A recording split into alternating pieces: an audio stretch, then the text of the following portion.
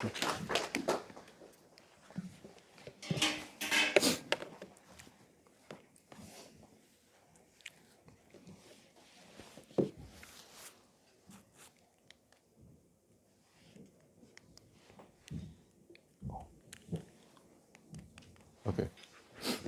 Good morning, Jeff. Sorry. Say it again. Wait, start again. Good morning, church. Hi. Thank you for having me here today. Before I start, I want to ask you a question. I know some of you are immigrated from China, or some of you were born right here in New Zealand. And maybe you have learned some Chinese along the way, but have you ever come across something called Chinese idioms, 成语? Yeah? Now, Chinese idioms are usually four-word phrases that carry a deep story and a special meaning. For example, 十全十美, literally 10 out of 10, means perfect. Or 一心一意, one heart, one mind, meaning completely focused. Today, as we learn the book of Obadiah, it's a perfect opportunity for us to learn three very common Chinese idioms, ones that you actually encounter quite often in your daily life. Now, Obadiah is a very short book in the Old Testament. It's all about God pronouncing his judgment against a nation called Edom. Listen to verse 7 to 9. All your allies will turn against you. They'll help to chase you from your land. They'll promise you peace while plotting to deceive and destroy you. Your trusted friends will set traps for you, and you won't even know about it. At that time, not a single wise person will be left in the whole land of Edom, says the Lord. For on the mountain of Edom, I will destroy everyone who has understanding. The mightiest warriors of Teman will be terrified, and everyone on the mountain of Edom will be cut down in the slaughter. And then in verse 15, God says, as you have done to Israel, so it will be done to you. All your evil deeds will fall back on your own head. The Bible says that God will repay Edom according to what they have done. So what exactly did Edom do to deserve such a brutal punishment? Today we're going to find out by unpacking these three Chinese idioms together. The first idiom we're going to learn today is 袖手旁观. 大家一起说袖手旁观.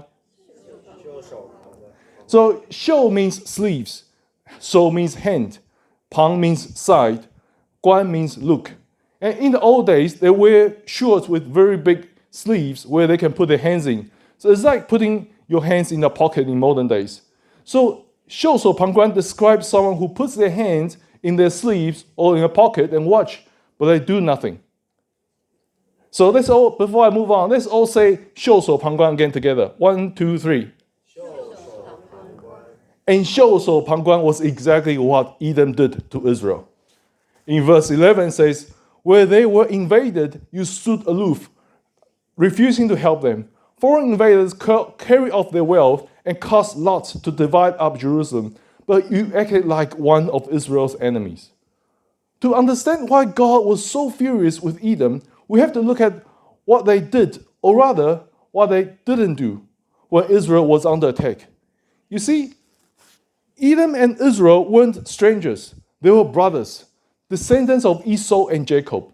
But when the Babylonian army marched into Jerusalem, smashing the city gates, started slaughtering people, Edom didn't lift a finger to help.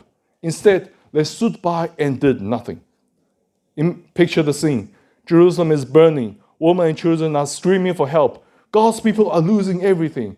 And right across the border, the Edomites are just leaning against the wall, hands in their pockets, watching the whole massacre happen like it's a movie. They had the army, they had the power, they had the brotherly obligation to step in and fight, but they choose to be cold-blooded bystanders. They look at their blood spilling on the ground and thought, not my problem.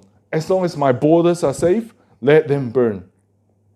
And God looked down and said, because you stood on the other side and watched, you are just as guilty as the enemies who attacked them. To God, your silence in the face of suffering is never neutral. It's an act of betrayal. And throughout the Bible, we found that not acting when you see someone in trouble is a sin. In Deuteronomy chapter 22, verse 1 to 4, it says, if you see your neighbor's ox or sheep or goat wandering away, don't ignore your responsibility. Take it back to its owner. If its owner does not live nearby or you don't know who the owner is, take it to your place and keep it until the owner comes looking for it. Then you must return it. Do the same if you find your neighbor's donkey, clothing, or anything else your neighbor loses. Don't ignore your responsibility. If you see that your neighbor's donkey or ox has collapsed on the road, do not look the other way. Go and help your neighbor get it back on. Go your neighbor's donkey get it back on the feet. So God said it twice. Don't ignore your responsibility. Do not look other way.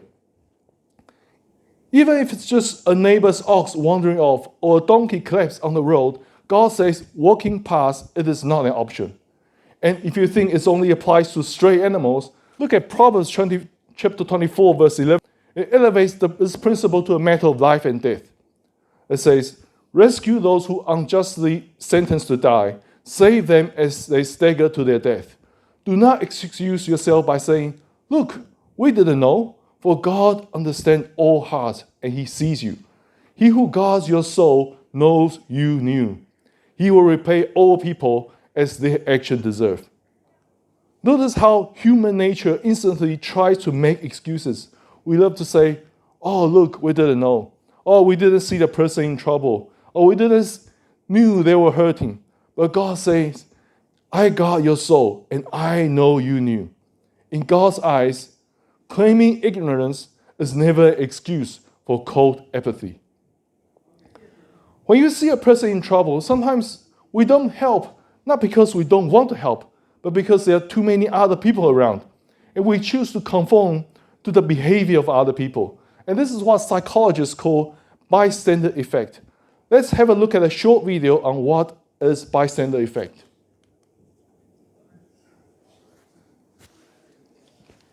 If you were unfortunate enough to be the victim of a crime or taken ill unexpectedly, you might think that surrounded by all these people, someone... After all, isn't there safety in numbers? Psychologists say no.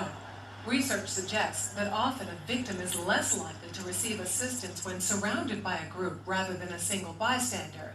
When people are in a crowd, it's easier to pass the buck. It's what psychologists call the diffusion of responsibility. Liverpool Street Station in London, a busy thoroughfare for commuters. Unknown to these passers-by, Peter is an actor.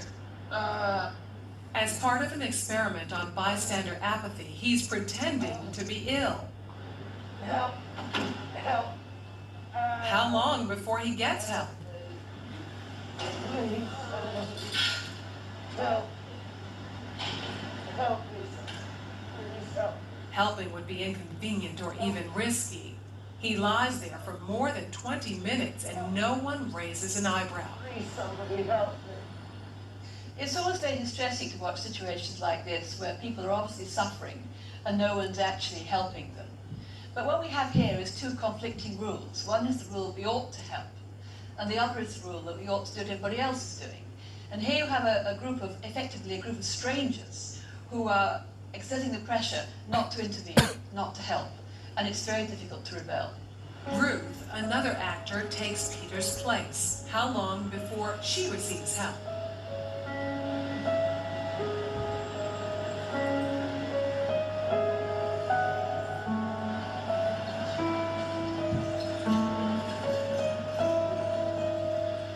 Minutes later, and 34 people have passed without stopping.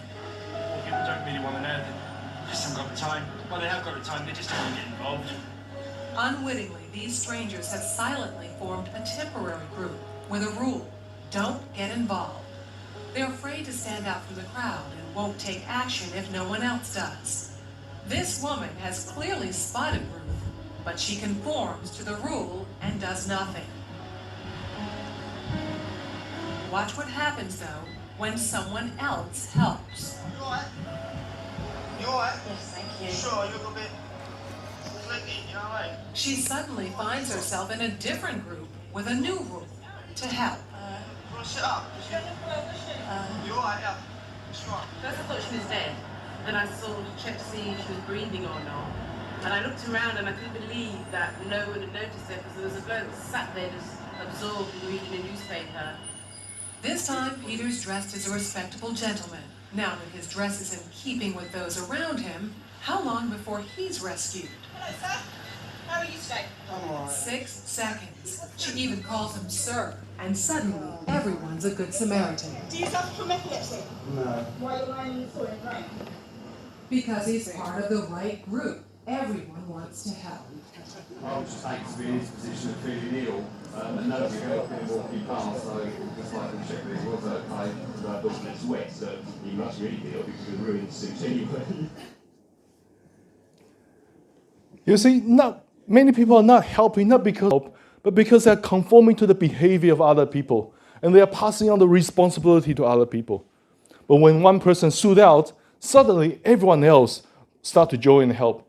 And I think we Christians should be the first one to stand up and help. We Christians should be the one conforming to the world. Instead, we should be the one leading the change.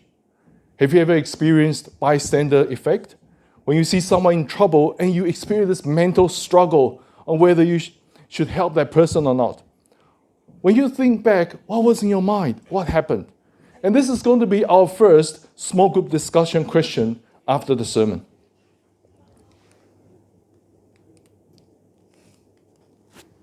The second Chinese idiom we're going to learn today is 幸灾乐祸. Everyone say 幸灾乐祸. The first word 幸 and the third word 乐 both means happy or rejoicing. And the second word 灾 and the fourth word 祸 both means misfortune or trouble. And put these four words together, it means to God over other people's troubles or misfortune. Now let's all say out loud again, 幸灾乐祸. So Eden didn't just stop and do nothing. As the tragedy unfolded, their cold indifference turned into something much darker. Pure 幸灾乐祸. They began to gloat over their brother's destructions. The NLT of Obadiah, verse 12 and 13, exposes the ugly condition of their hearts perfectly. God explicitly called them out as saying, you should not have gloated when they exile your relative to distant lands. You should not have rejoiced when the people of Judah suffered such misfortune. You should not have spoken arrogantly in their terrible time of trouble. You should not have gloated over their destruction when they are suffering such calamity. Twice, God uses the exact phrase, gloated over. Think about the sickness of that. Jerusalem was falling apart. People were weeping, and the Edomites were actually standing on the hills, pointing, laughing, throwing a party. They found a twisted, toxic joy in watching their brothers lose everything. They thought, finally, they got what they deserve. Look how great we are compared to them. They use their words and their attitude to celebrate the utter misery of others.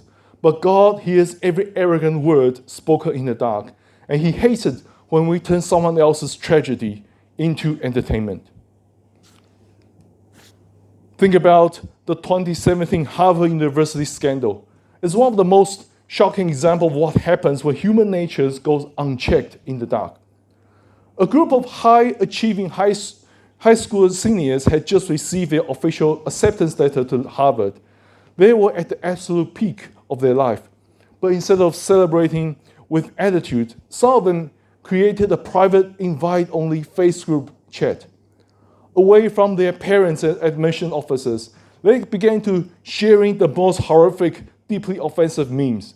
They mocked the sexual assault, the Holocaust, and even joked about the death of children. Why did they do it? Were they monsters? No, they were good kids, school leaders, top athletes, overachievers. But they fall into the trap of 幸灾乐祸. They were gloating over misfortune. They found entertainment in the deepest pain, tragedy, and suffering for other people just to get a laugh, to look cool, and to show how edgy they were in the dark. But karma always comes back. Harvard University admission found out about the private chat. In a historical move, Harvard canceled the admission offer of at least 10 of these students in a single second because of a few dark jokes they shared for entertainment. Their dreams were shattered, their reputation was ruined, and they were kicked out before they even set foot on campus. What you feed in the dark will eventually destroy you in the light. In Luke chapter 12, it says, the time is coming when everything that is covered up will be revealed, and that is secret will be made known to all. Whatever you have said in the dark will be heard in the light, and whatever you whisper behind the closed door will be shouted from the housetop for all to hear. Think about the terrifying, accurate what that is for our generation. Jesus is saying, you think that private chat is safe? You think that Snapchat that will disappear in 24 hours is gone? You think that locked private account with only 5 of your closest friends is a vault? Jesus says, no, the day is coming when the server logs of your heart will be opened. Imagine it tonight, your private group chat, the memes you shared mocking the classmate who failed, the screenshot you took to laugh at someone's breakup, the toxic jokes that you whisper to your friends in the back row of the lecture theater.